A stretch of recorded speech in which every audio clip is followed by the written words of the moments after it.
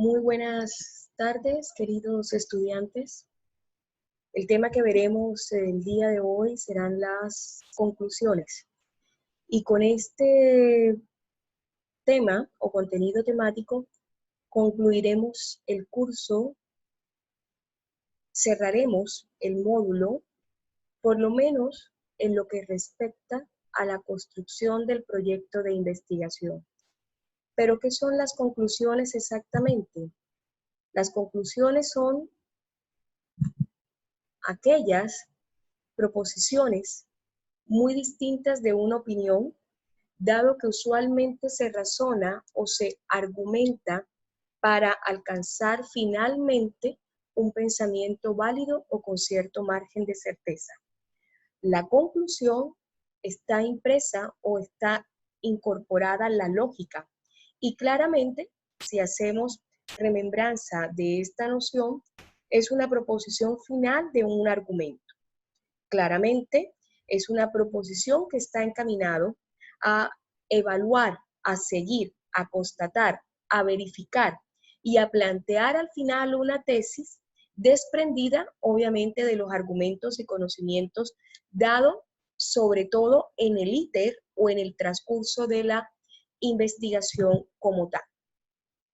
Con el establecimiento de las conclusiones se da cierre a la lectura mediante la explicación de los argumentos y afirmaciones de todo el trabajo. También se ha dicho que se llama conclusión o conclusiones a cada uno de los apartados finales de un informe, monografía, ensayo o reflexión. Allí se da el cierre de esa lectura, como bien lo hemos dicho, justamente porque ya se ha o se estima que se han desarrollado las premisas complejas de las cuales se han desprendido estos argumentos como tal. En resumen, la noción de conclusión es la última parte de un argumento, un estudio o una disertación. Cuando hablamos de disertación nos estamos refiriendo claramente a las conferencias. En ellas se espera que las premisas y el desarrollo del pensamiento conduzcan a establecer algo como cierto, como válido o como posible, siempre en conformidad con lo explorado o establecido previamente. Por último, para poder hablar de conclusiones, y es referirnos a ese acto del pensamiento último de interpretar la serie de premisas que han sido investigadas en el transcurrir del proyecto investigativo y que se interpretan bajo una serie de pensamientos lógicos o ideas básicas concatenadas, producto también de los hallazgos y que al final, en virtud del aprendizaje consciente, emitiremos una tesis como tal o una teoría propia como tal. Veamos cuáles son los tips para redactar una conclusión. Vuelva a exponer el tema, es decir, recapitular el tema. Vuelva a exponer su tesis, es decir, replantear la tesis.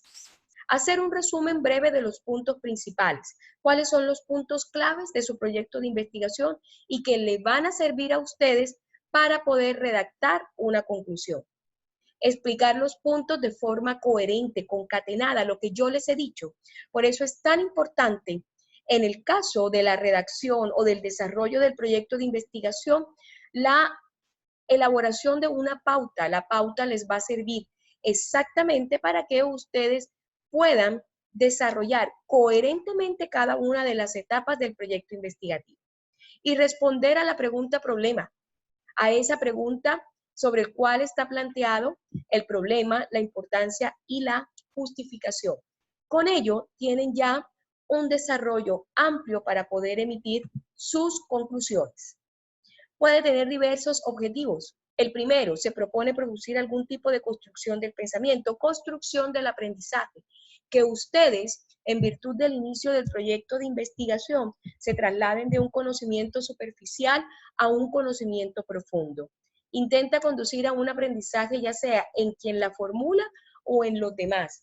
Es decir, el aprendizaje o la transmisión de la información o del trabajo de investigación que ha sido desarrollado en el transcurrir del tiempo debe tener un impacto mediático hacia sí mismo y hacia los demás.